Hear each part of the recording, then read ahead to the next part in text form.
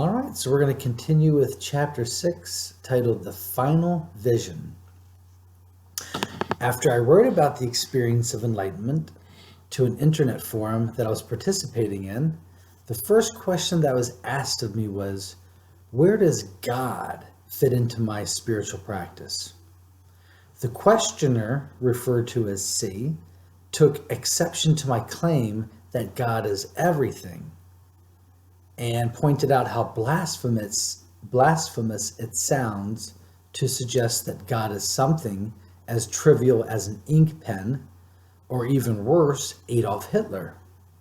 I copied my communications into my journal, and the following is my attempt to make some sense of my strange proclamations. So the next is a journal entry. That's August 23rd, 2002. I write, I think that with you being a Christian, one thing we both agree with from the very start is that by definition, God is the supreme source of everything. As a result of that belief, I surrendered my life to God wholeheartedly.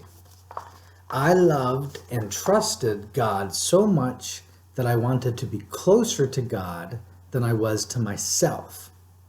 I gave my life to God one day, and I mean really truly handed it over, and gladly.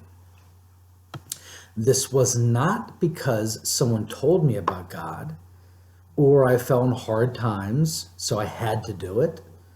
This was a spontaneous longing that could not be denied.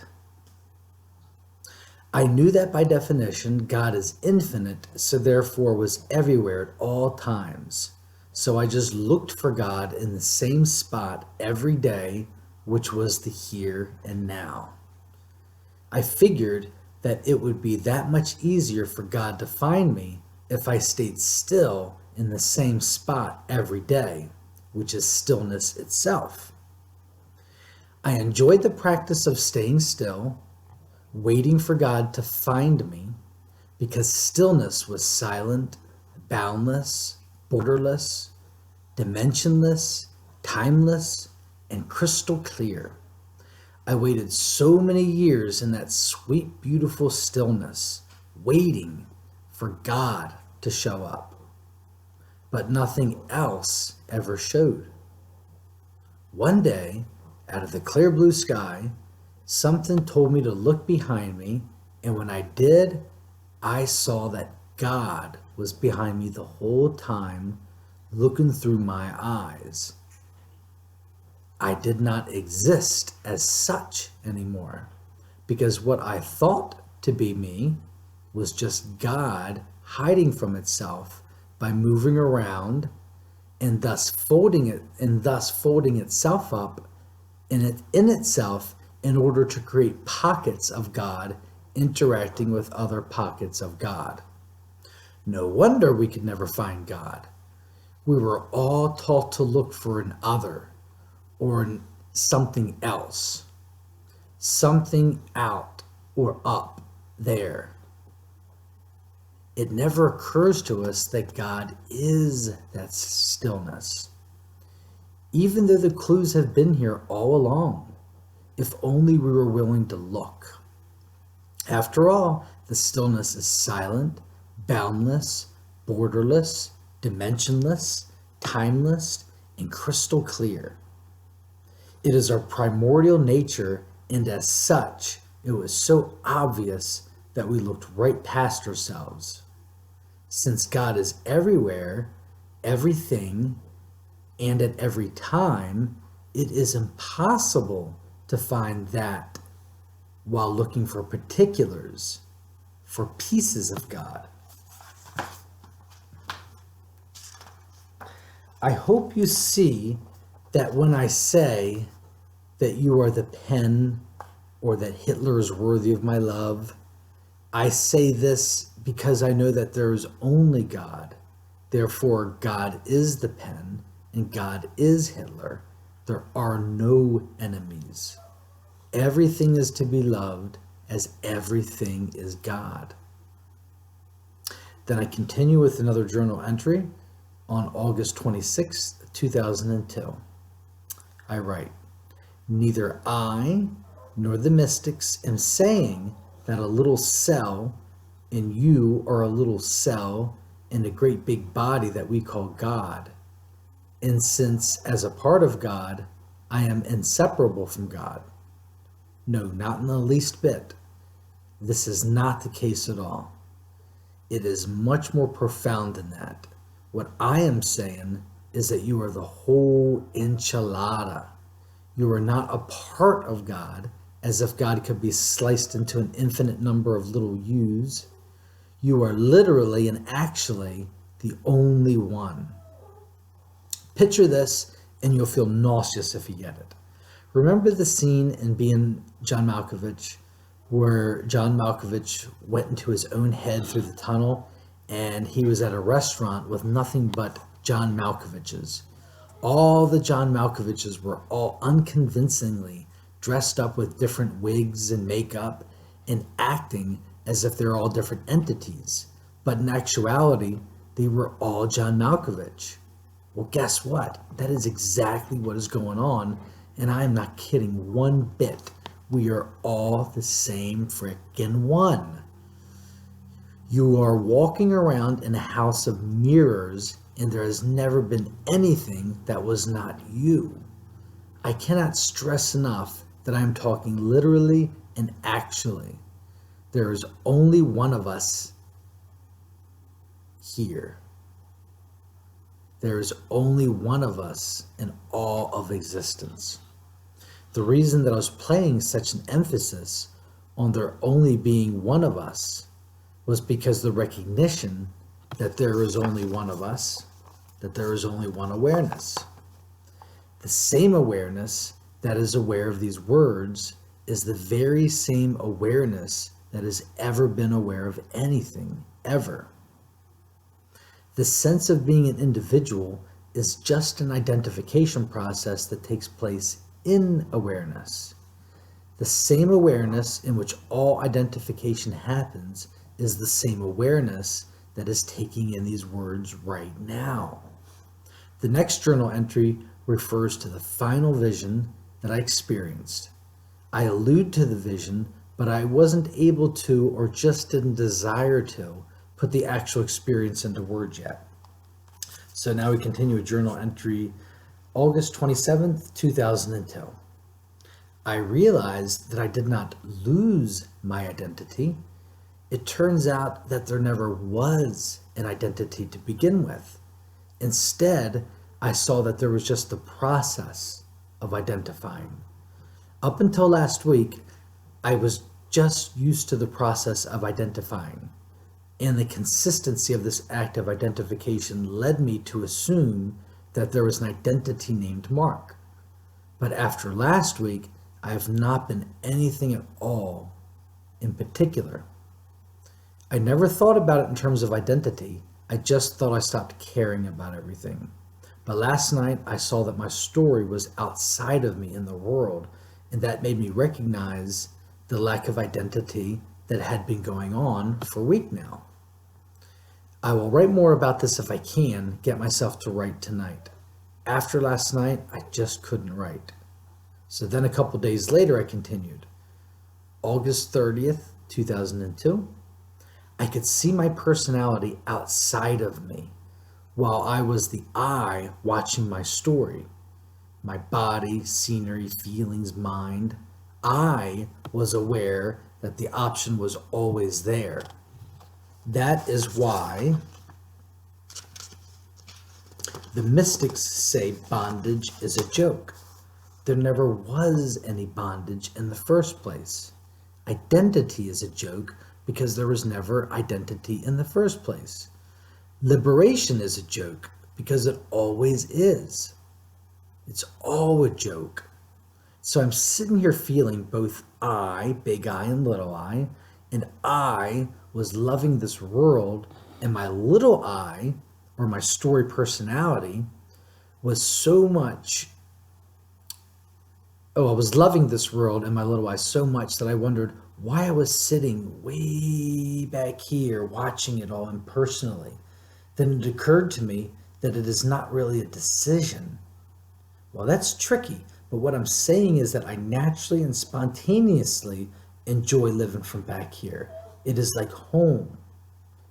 So the final vision, end of journal, by the way. The final vision, which up to this point I was unable to write about, happened less than a week after the experience of enlightenment. I didn't try to put into words exactly what it is that I saw in that final vision until a full month later in the following journal entry. I was responding to D, who was using a blank piece of paper as a symbol for undifferentiated awareness. All right, so now I'll continue with journal entry September 27th, 2002. About a month ago, I was responding to a question that was asked of me. I was asked if enlightenment is final. So I stopped to look for what I thought the person asked by the word enlightenment, and probably seconds later, I seemed to drop out of existence, and there was nothing but pure awareness, or that blank piece of paper that the questioner was asking me to use as a metaphor for undifferentiated awareness. The original no thing, where nothing ever happened and nothing ever existed. So in the next moment, I was aware of being this blank paper, this undifferentiated awareness. Following that, I was aware of something else overlapping this paper like a shadow. Next, I was aware of colors and shapes. Eventually, these colors and shapes began to form. And eventually, they began to form a Barbie dream house and little girls' clothes in a closet. Next, I became aware of the Barbie dream house and the little girl clothes, what they rather were, what they meant as objects.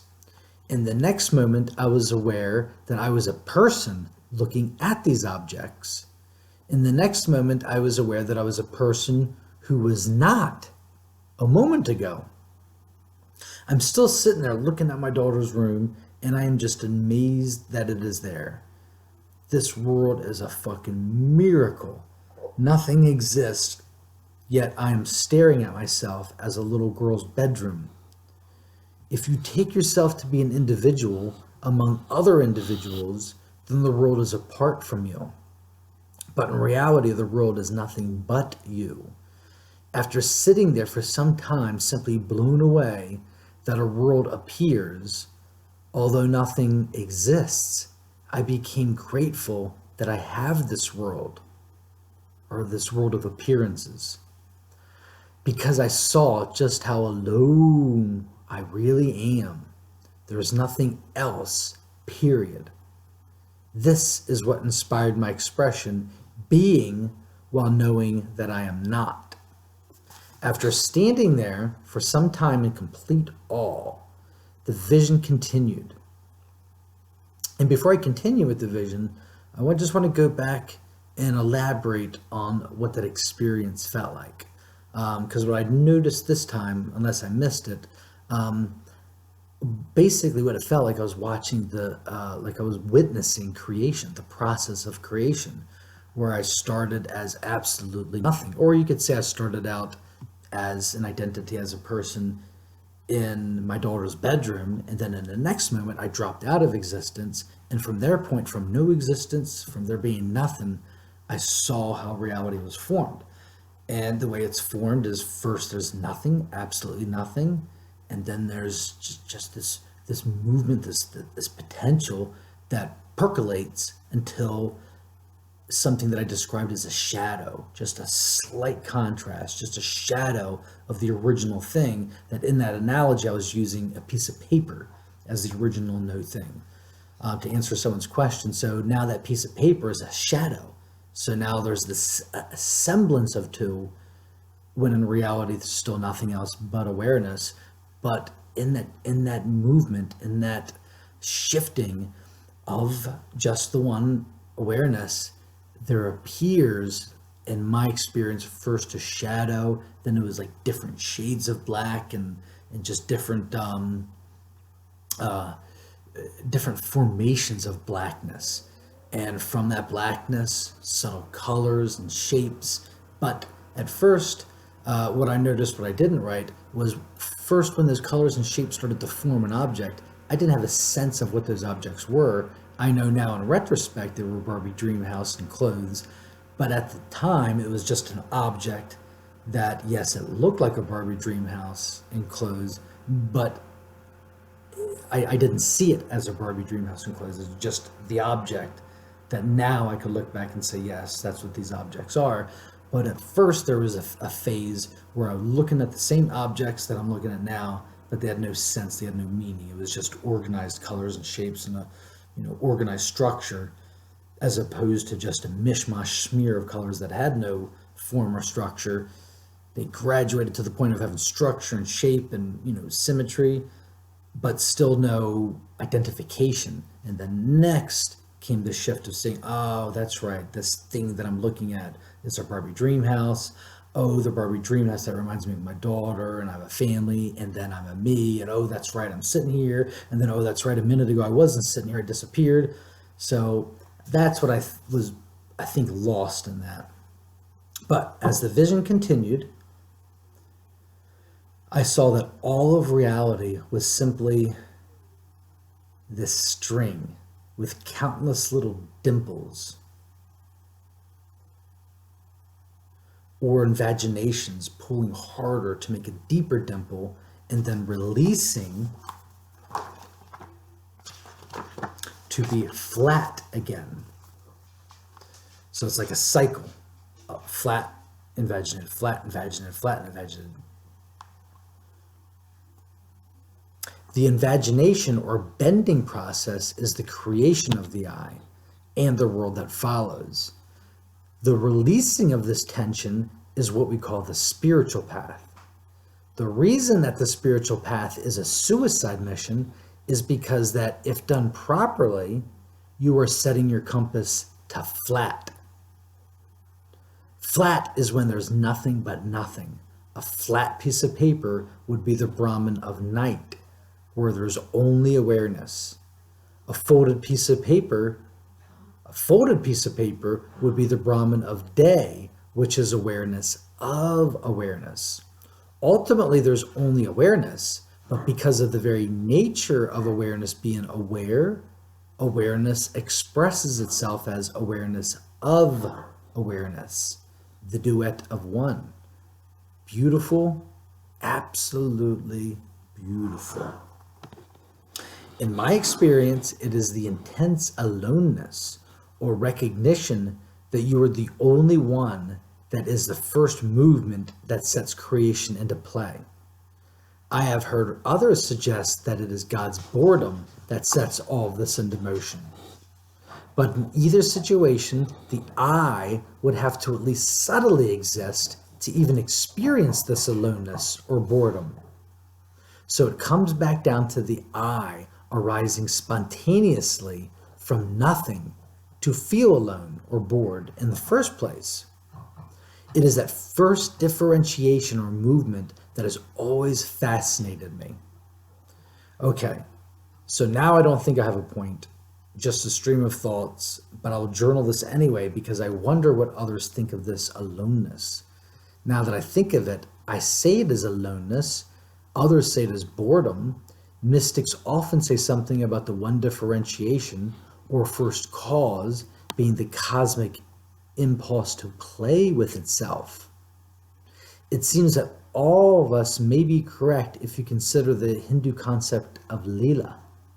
Not sure if the literal translation, but my understanding is that Leela refers to the world as being a play place for God. So just imagine if you were bored and alone, or all one, if you were the only one to exist, then the only thing that you would be able to do is play with yourself. Yes, it seems that existence is indeed the great cosmic masturbation. End of journal. So after this final vision, I've never again experienced anything that I would describe as out of the ordinary. Just as the visions began suddenly and spontaneously, they ended suddenly and spontaneously. The nature of this particular vision seemed to be a summary of everything that I had been shown over the last couple of years. The first part of the vision felt like I was a witness to the process of creation itself. From the blackness of the void, I saw in slow motion of how reality manifests as the world of form that we all know. Originally, there was only the blackness, but in time, the tension of the blackness offered a very subtle contrast within itself with what would be described, would best be described as shadows in varying shades of blackness. That one differentiation is all that was necessary for even a simple contrast to evolve into a complex series of contrasts that we have come to call our world. The second part of the vision provided me with the analogy that I have found most useful in trying to explain a relationship to God and to each other.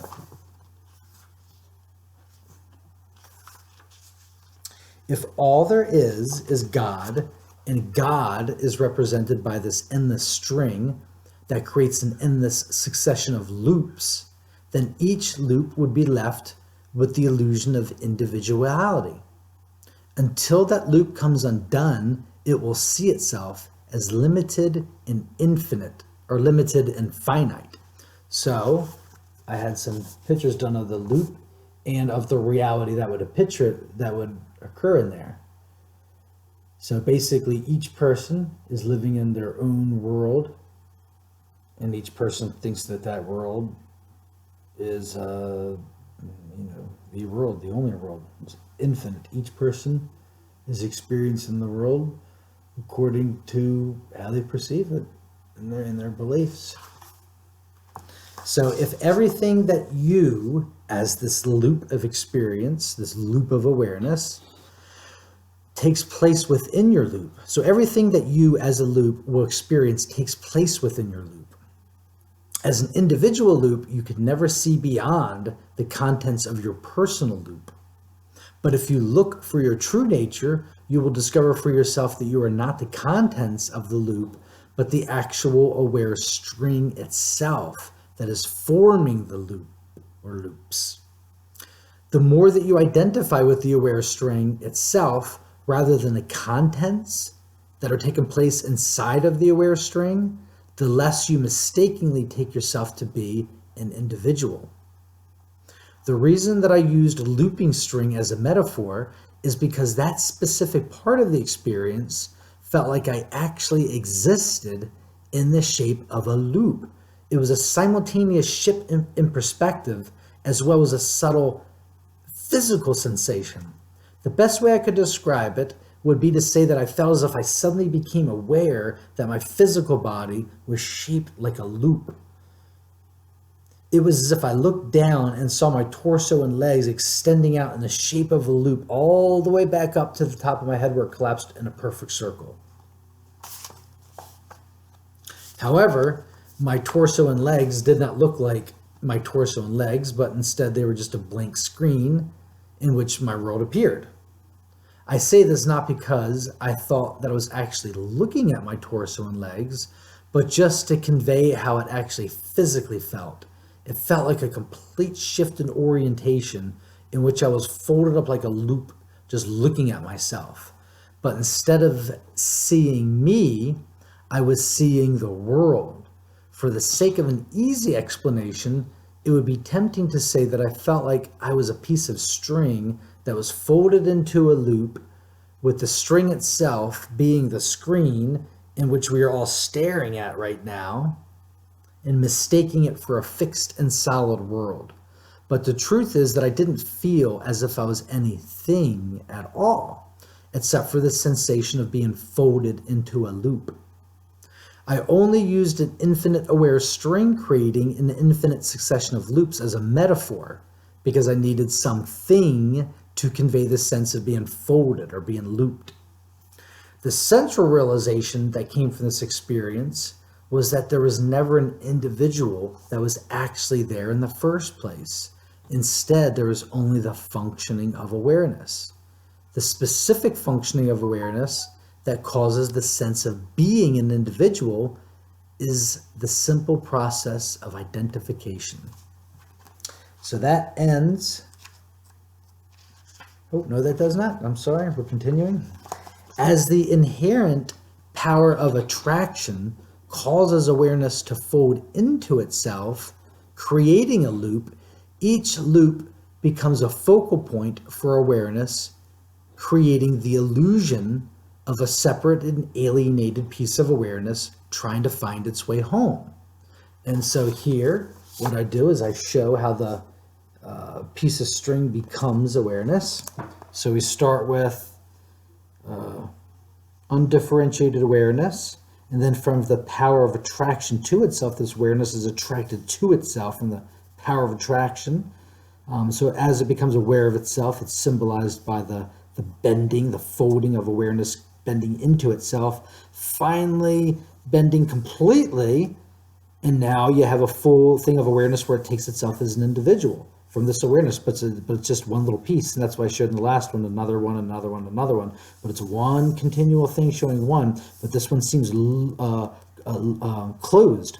This loop seems closed, like it's cut off from the rest, so it thinks it's an individual because of what it's seen, what's given, what's presented, what is experienced, and what is not only experienced, but what is also fostered in our society with each other as a collective. So the following, also another little note that I had on there was that you could see each of these expressed as the base, the path, or the fruit. So the base is what awareness is, just pure awareness, what it is. What does awareness do? It bends, it's attracted to itself. And then the result, the fruit of awareness, is individual awareness, or the appearance of individual awareness. Because you got to remember, this is just the appearance of individual awareness. Just because the string folds infinite strings, it doesn't mean there's infinite strings there. It's still one string. So you have to remember just the appearance of the individual. All right, so I continue on September 29th, 2002. This is the last thing that I ever wrote about that final vision. It is the focusing of awareness that creates the appearance of an identity where there actually is none. The appearance of an identity is created and sustained by the habitual identifying or focus on thoughts or memories. The reason it is so frightening for the ego to let go of this thought stream, is because the ego is the thought stream. Stillness or silence is death to the ego, but you are not your ego. The ego exists in you. It is only identification with that ego, the fusion, that leads you to believe that you are the ego itself. So, as awareness, you only seem to be the ego if that is what you are aware of or focusing on. That is why the most direct practice is simply to look for your true self. Looking for yourself, your true self, implies awareness of awareness only. Practice awareness of awareness until the of drops, leaving only awareness. Once you realize that, as awareness, you are all there is, the world is spontaneously recognized to be appearing inside of you. This is where and when the celebration begins. To be while knowing that you are not is the greatest joy. So thank you very much, and come back next week and we'll finish with the last chapter, chapter 7, after the end. Thanks again.